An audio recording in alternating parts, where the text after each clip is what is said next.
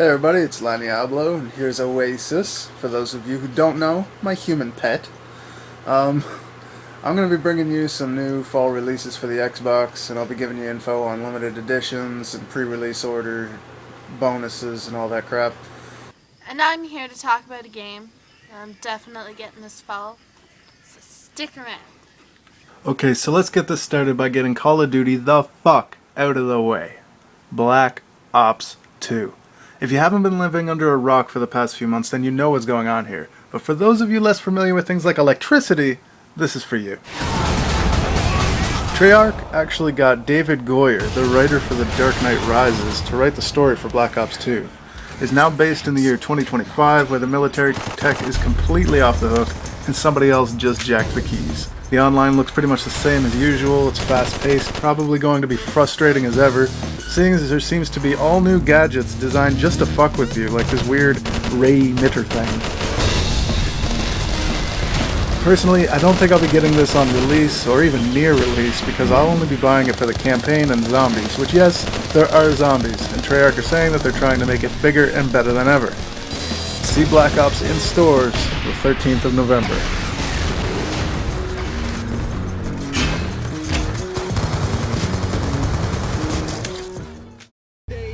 Another newly anticipated title from Turn 10 and the newly formed Playground Games. This spin-off Forza will be created by a heaping spoonful of the genre's greatest title developers.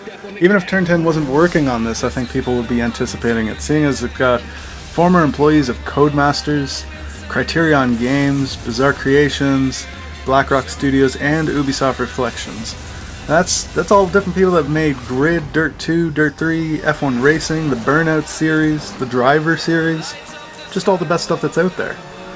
This spin-off is taking the game a little more arcadey racing direction though, with its open world and destroyable objects, but most of all because it's only involving production cars, and nice ones at that, which has me really speculating the number of available vehicles in the game. I'll honestly be surprised if it reaches 100 models. It's definitely not meant to be the next in the Forza Motorsports line, but if they can really get the ideas to flow well into a game, then we could really have a massive competitor in the market of games like Need for Speed.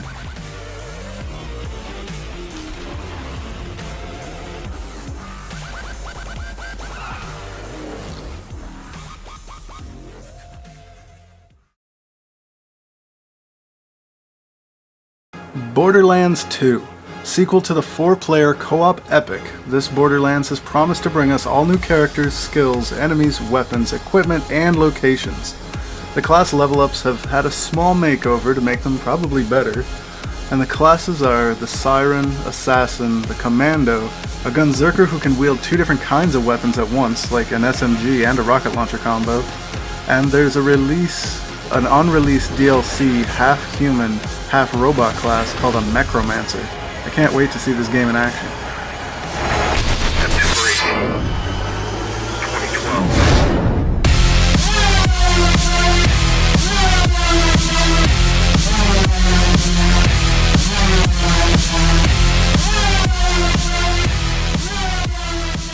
If you pre-order the Deluxe Vault Hunters Collector's Edition, then you get a Marcus Kincaid bobblehead, a Borderlands 2 concept art book, a sticker set, a map of Pandora, a digital comic download, and the DLC.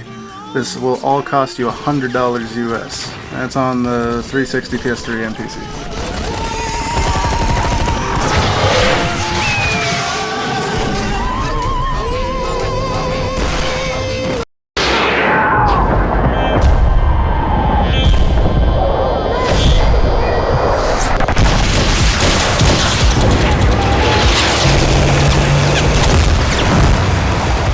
Alright, Battlefield Armored Kill. This expansion pack is going to be a favorite for a long time, adding new vehicles like the ATVs, mobile artillery, and even an AC-130. But the best of all is that they're providing huge maps to really get the best out of all this vehicle warfare. In fact, it has the largest map in all of Battlefield history. But I'm excited for this, and it alone had me wanting Battlefield Premium. What are your thoughts on this pack, and on Premium, and on these season passes in general on games that you get like all of the DLC and paying in advance?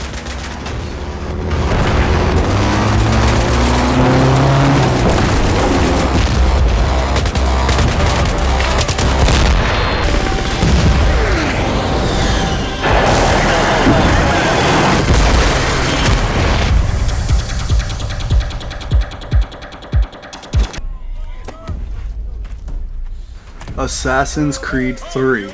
OMG is all I could really get out when I first seen this game. Everything just looks better. The motion and physics of jumping from one ledge or a branch to the next has just got refined so much it looks amazing. And now the environment is even more amazing than before as well. Set during the American Revolution, you now play as a half English, half Native American, and damn, this dude can kick some ass. Watch out, Altair, I think someone's after your championship belt of badassedness. Is badassedness even a word? Anyway, it really looks to me like the new era and environment is really going to help with the bad points of the older games, where mission after mission they would just feel like the same town, same scenery, same mission details. Now the open, more dynamic environments and encounters with wild animals just might have us guessing what's going to happen next instead of begging for the game to be over.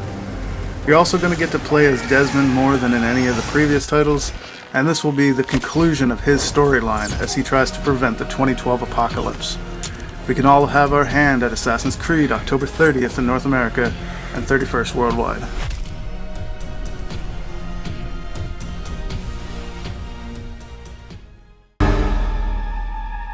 Stay right where you are.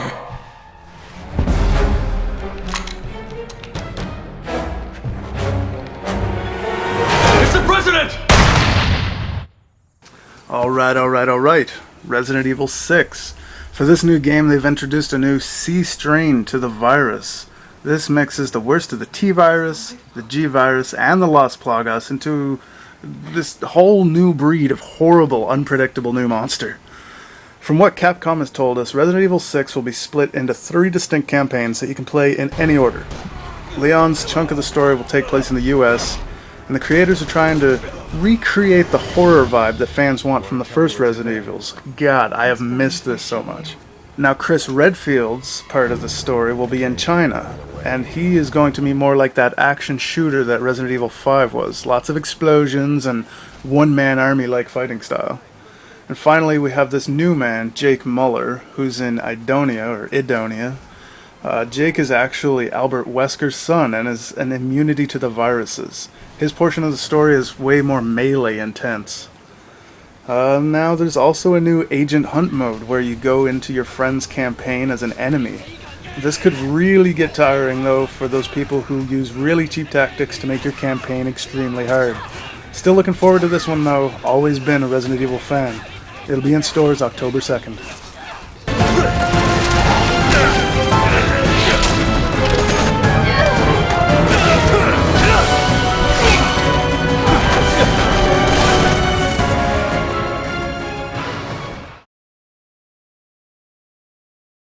When Need for Speed Most Wanted first came out on the PS2, it was great, and ever since then, I still say it's my favorite Need for Speed to date.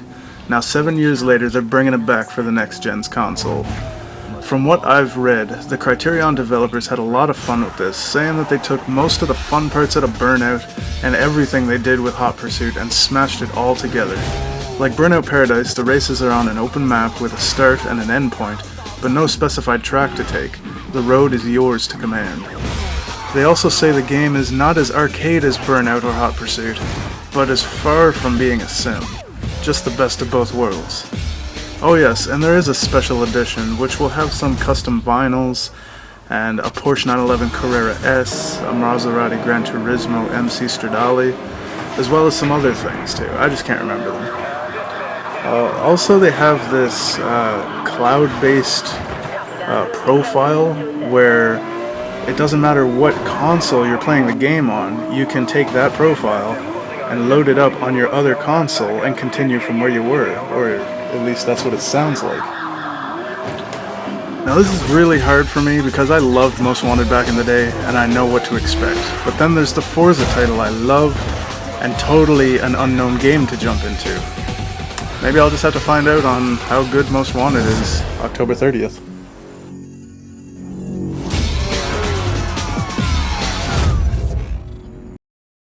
Yay, it's my turn? So, Harmonix is still running the music scene with their release of Dance Central 3. This game has a new twist though. Time travel. Haha, gotta love time travel. This isn't some special ability though, it's part of the storyline. So now we have some retro dance hits to add to the mix. Also new in this game is a sort of dance-off mode where you create your own moves and your opponent has to mimic them. And then they throw you their moves and you mimic it as well. At the end, the new choreography is put together and you dance it out. Now, speaking of choreography, Usher actually had a big part in this title and actually used his stage choreography for some of his songs that are available in the game. Happily in Dance Central 3, like its predecessors, you can import the songs from the previous games and all the DLC you have from them will automatically be in your new game.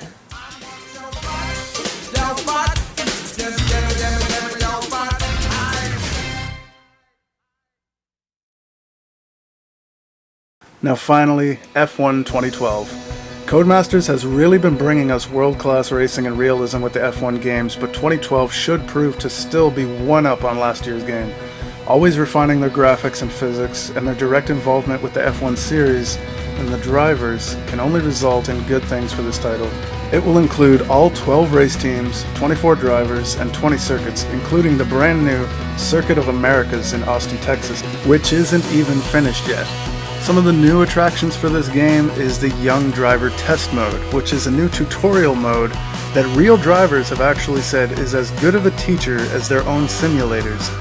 And also the Champions Mode, where you can actually drive as one of the top drivers in F1 today and race their career. A wonderfully anticipated game. The demo will be available September 14th on Xbox Live, and the game will be released a week later.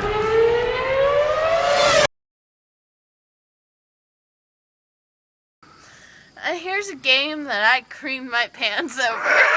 I know you want me. I know I'm sorry. What else am I supposed to be doing again? Hi guys, I'm Ange. Mange, tell you bitches.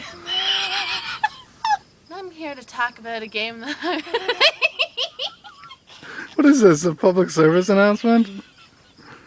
certainly feels like. These games are dangerous for our children. Because I love them Brazilians. Or maybe they're Latinos. You can fix that, right?